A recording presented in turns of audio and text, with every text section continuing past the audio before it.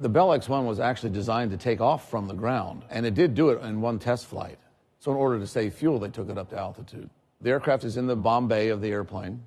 When they get to altitude, the pilot of the bomber tells the pilot of the aircraft it's time to get in the airplane. Captain Chuck Yeager did climb into the cockpit of the X-1, sealed himself up when he was ready, gave the signal.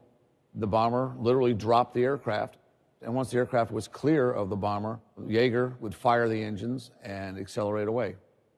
It's not the first time an airplane has been dropped from another airplane.